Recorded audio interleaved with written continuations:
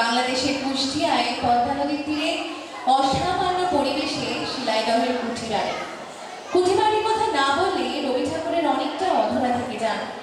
1891 থেকে এই কুঠিবাড়িতে তিনি ছিলেন 10টা বছর জমিদারি দেখাশোনার কাজে।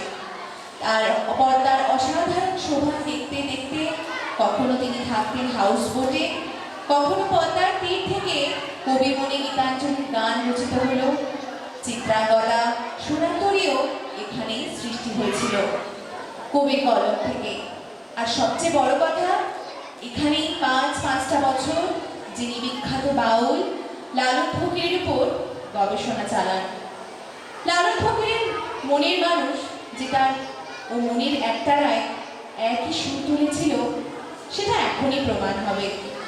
লালনের গানে মনের মানুষ মিলন হতে অপেক্ষা করা কবির অন্তরের তরিতে সুর তুলল